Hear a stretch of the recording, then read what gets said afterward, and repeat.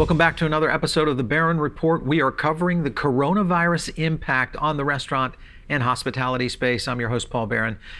And of course, today we continue our coverage on talking to operators around the country, looking at what they're doing right and also their thoughts on what we should be preparing for as we exit, hopefully in the next few weeks or maybe a few months here out of the pandemic. I've got Kyle Noonan, who is the co-founder of FreeRange Concepts out of Dallas, Texas. Great to have you, man. Paul, thanks for having me. Yeah. Wish it was under different circumstances, but still good to talk to you. Yes, for sure. Kyle, so you and I have had a chance to interview before. I love your concepts, and I also love your thought-provoking ideas. You're always on the edge of what's going to happen, seemingly almost before it happens. So that's a great thing and a reason we have you on the show today. Before we jump into kind of the forecast of where we're going, I want to learn a little bit about how you guys dealt with the issue in your own restaurants and kind of how have you flexed your business around it? Sure. Well, so all four of our brands, we have 12 units throughout the state of Texas, 4 different brands. They all 4 were built around this new wave, and we were kind of on the front end of this new trend of experiential dining or eatertainment, if you will. Mm-hmm. So we have full service restaurants that overlook a 3,000 person concert venue, or full service restaurants that overlook swanky chandelier laced bowling alleys. And so all of our concepts are really about the experience. Which was serving us very well and was really great until we all of a sudden decided we can't have those experiences right now. Yeah. So we, unfortunately, I mean, really the industry as a whole has been hit hard. And initially I thought that fast food was going to thrive. Well, even fast food is taking a dip. It's starting not to slow. It's not substantial like full service dining is, but you see fast food operators that are down 15-20%. Right. Mm-hmm. We are down 98% because our model is really built around food, but experiencing that food out in a really cool venue. Right. So we've had to obviously pivot really quickly. It was a really interesting moment when I guess we're on week 3 of being shut down, but I guess it was 3.5 Saturdays ago. We had a full dining room in all of our restaurants. Wow! And by Monday we were closed, and it was a really interesting time. And when you kind of have a chance to step back and look at where you're at, this is really the first time that the government has shut down an industry since prohibition. Right. Industries have come and gone, or through innovation and changes, but just a thriving industry one day and the next day it doesn't exist anymore. Mm-hmm. None of us alive, or most of us alive right now, have never experienced that and never could have predicted that. Sure. So it's a really fascinating time. Our strategy after we all went home and cried and probably had a few drinks to drown our sorrows. Our strategy was just to get stabilized, coalesce as both a company but also as an industry. Try and make sense of it all. Talk to I was on the phone for 20 hours a day for the first week, just trying to talk to people, talk to my team, but also talk to other leaders in the industry, trying to just make sense of it all. And what I could gather from it is, one, we have to be hopeful, because it's not permanent where we're at. And I really don't like the term new normal, because I don't think this is normal. I don't think that restaurants being closed is normal. It's a temporary thing. 2, we had to kind of get our teams in place so that we could really kind of feel stronger as a unit. And then 3, we had to get back to what we do best. And in the hospitality industry, we're servants by nature. and we're here to serve. So we started trying to figure out, okay, how can we serve our community even without a dining room being open? Right. What can we do to take care of people and take care of the community so that we can all, kind of unite behind this and get past it as quick as we can. And so that's what we decided to do. Yeah. So you went from an entertainment facility, which, by the way, if you look at someone like Punch Bowl Social, which has, of course, filed Chapter 11 amidst all this, and a very very vibrant brand, obviously of huge. Experiential dining. It just is amazing to me the massive turnaround we've seen in terms of all the aspect of the industry. But you flipped the switch and said, let's go in and attempt the process of carry out, take out, and then even doing some of these what do you call them, quarantine and chill packs, which I thought was a great idea. So of the people and staff that you had at your operation, did you bring back some of your team? What was the approach that you took to kind of revamp and get ready for that? Yes, we were able to, and first of all, we are a restaurant and bar first in all of our venues with some sort of unique component. Right. As opposed to, say, a concert venue that serves food or a restaurant that has live music. Yeah. And so because of that has allowed us to pivot and open up a to-go carry-out program that is actually surprisingly successful. I mean, it's all relative now, but we're doing a lot more revenue than I could ever have imagined us doing. Interesting. Okay. And what it's provided us an opportunity to really retain the management team and some hourly people while we navigate through this, instead of just having to furlough everybody or full stop. lay everybody off. Yeah. It has allowed us to keep jobs in place and keep the team together. So it has been beneficial. We obviously are nowhere near the volumes that we need to be, and we're losing money every day. But at least we can keep the team together for another month or two. Yeah, and hopefully by that time we'll have some relief. Was this something that you kept the operations? I mean, in other words, the kitchens that you currently have, or did you spin out? We talked to Canlis out of Seattle. They've worked with a fine dining concept there in Seattle who spun out a couple of concepts for takeout and delivery. How did you guys address it? Are you using the current kitchens?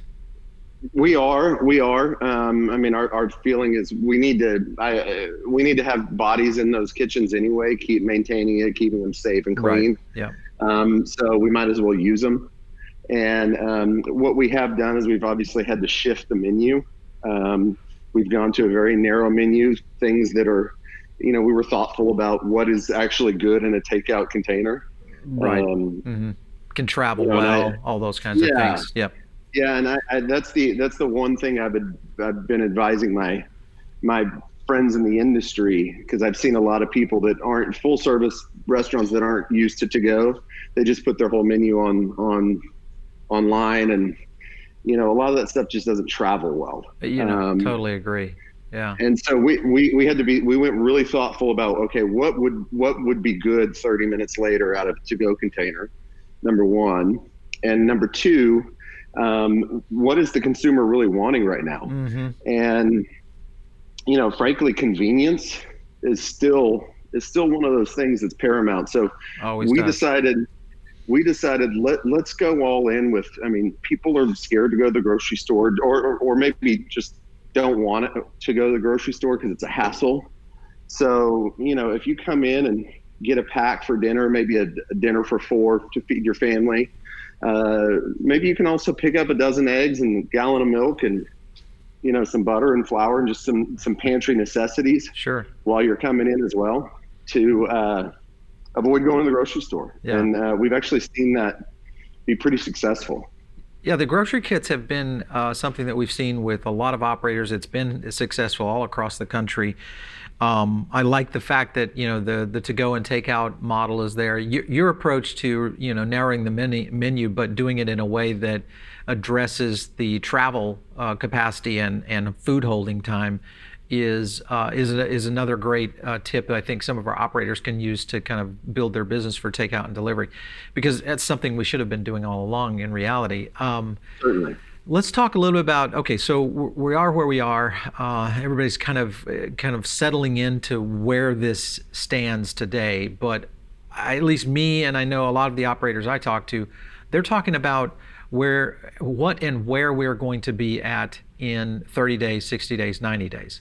So let's talk about the concept of where you guys would be with with free range in that period of time. Will your operations change dramatically, do you feel? Is this something you're going to try to spin up to kind of diversify your model to deal with kind of the consumer mindset as we go back to kind of where we will be once we get out of this? I can say one positive thing out of this is I have historically, in the history of our company, we have never done takeout delivery. That's just never been a program we've been interested in, because we did want the consumer to come in and have that experience. But I have seen success with it. And, if I can get an extra 7, 8, 9% at sales through takeout a year, once we open up, then that's awesome. So that is one bright spot. But I will say, in Texas, we have a saying that if you don't like the weather, wait 20 minutes and it'll change. Right. I look at my weather app every day, and we have meteorologists that have Doppler radars, and they've been studying and practicing predicting the weather for decades, and they're still not very accurate. They still can't tell you what it's going to be like in 3 or 4 days. That's kind of how I feel about this situation. It's just, the thought of being able to predict where we're at in 90 days is, it changes by the minute sometimes. Yeah. The information. Today we heard that Italy is now not only seeing less cases, but I guess they're bending the curve now is the new term. Right. And then New York is maybe potentially, hopefully, past the peak. So that's all great news. I can tell you, we have business models we've been working on over the last 3 weeks, kind of a best case and a worst case scenario. Mm-hmm, mm-hmm. And our best case is we're all kind of back to normal in about 30 days, early May, at least in parts of the country, like in Texas, where there hasn't been as high of a impact as far as number of cases per population. Right. So, our best case is we return in 30 days. And if that's the case, then I think we'll get back to business pretty quick. Our worst case is 90 days. And then that has a lot of different impacts. So one, obviously the consumer uncertainty of, do I really want to go and be in a crowded restaurant? Yeah, exactly. That's going to be one of those things that that will be a major factor. Whereas I think if it comes and goes pretty quick, I see, and people I talk to, obviously at-risk individuals need to be really concerned. But if you don't have any pre-existing conditions and aren't considered at risk, I think most people are just ready to get back out and continue on with life, and go to that favorite local restaurant that they've been going to, and have their normal Friday night date night or whatever it is.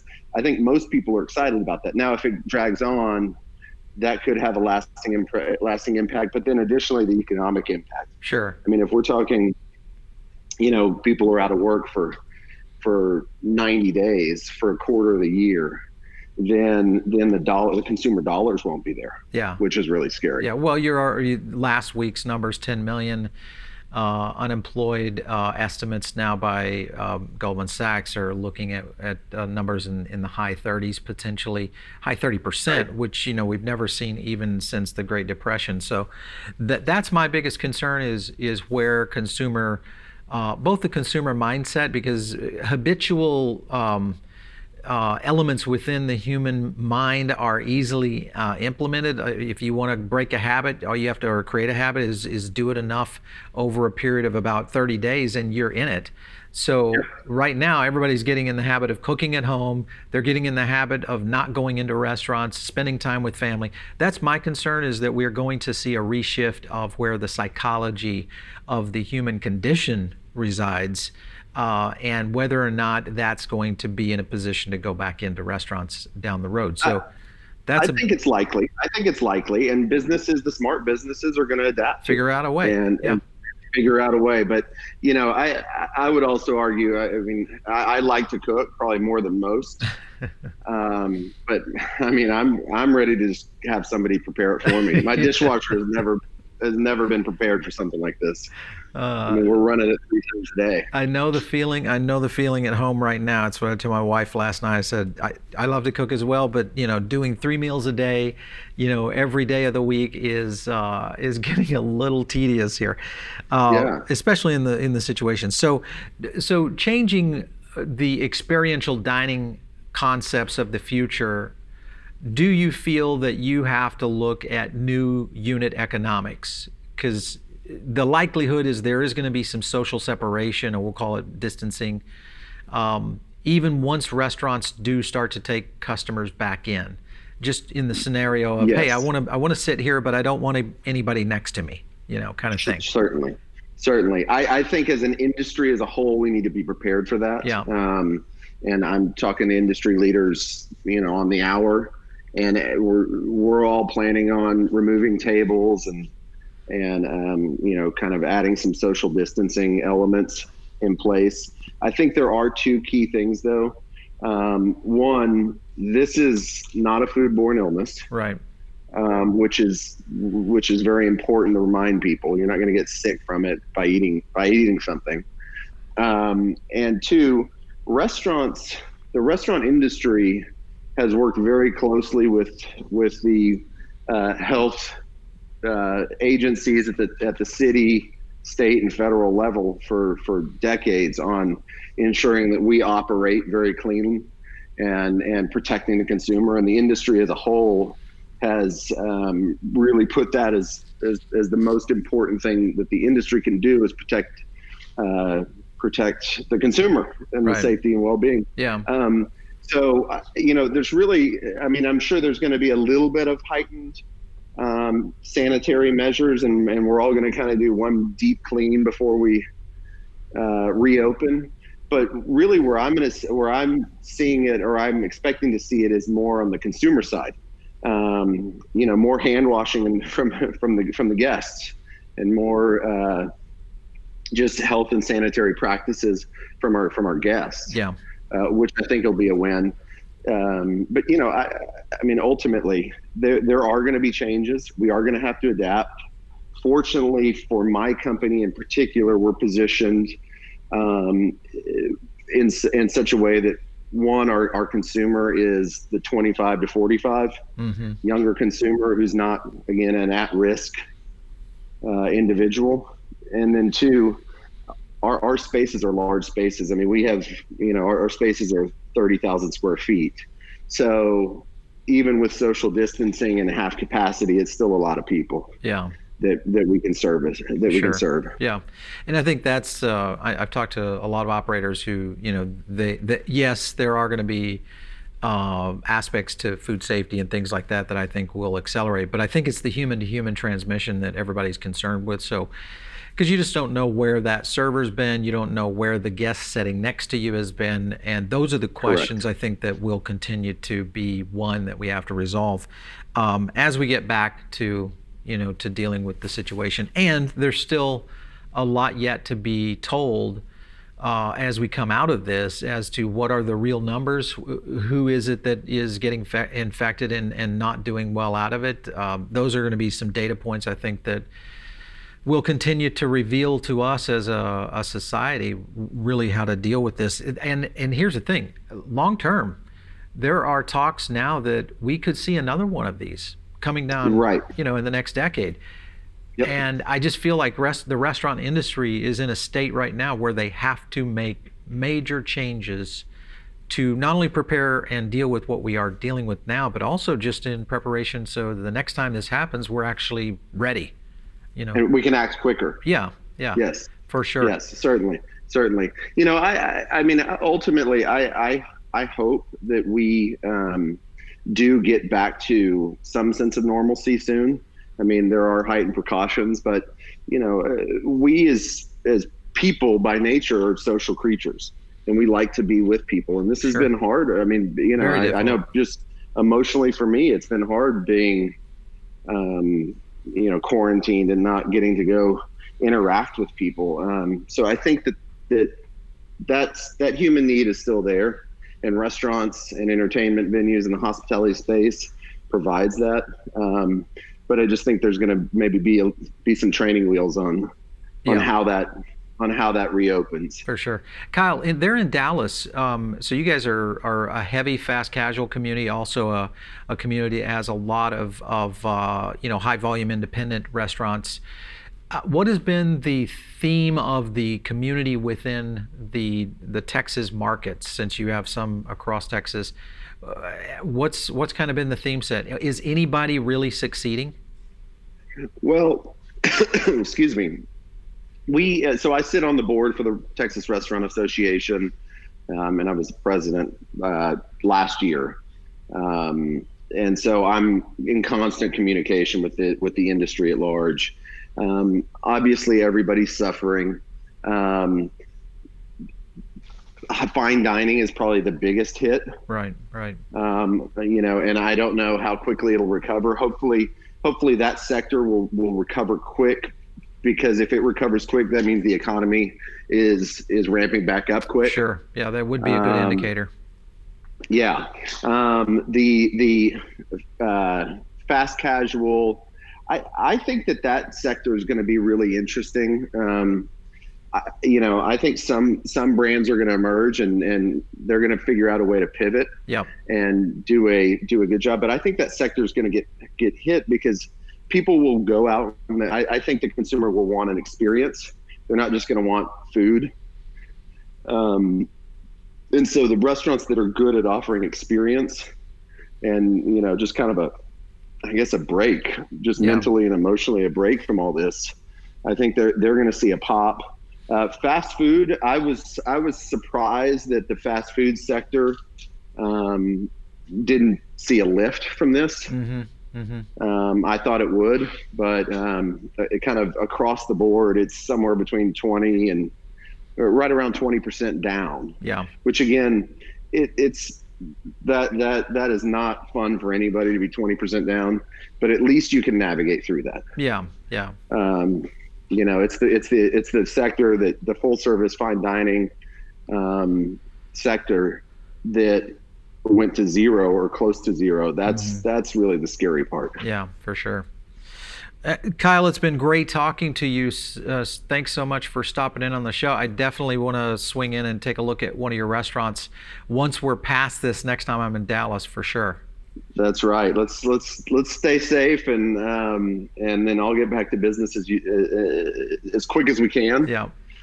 And I think in the meantime, make sure everybody's ordering takeout. Support your local restaurants. Trying to do that. Yes. For sure. Thanks again for stopping in on the show today. All right. Hey, thank you, Paul. I appreciate it. All righty. All right, so for all of you listening in out there, maybe you're checking us up on iTunes or maybe over on Spotify, make sure and subscribe or give us a comment. That's how we get feedback from our listeners and our viewers. If you're checking us out on YouTube, make sure and subscribe, ring the bell so you get more great content like this coming to your YouTube account there. The other thing too is if you have an idea for an operator or a technology or a supplier company or someone that you think is really doing a great job within this to help the industry, please send us a note to producer@Foodable.tv. We'd love to get them here on the show and cover what's working out there in the restaurant industry. Make sure and stay tuned right here for more great coverage.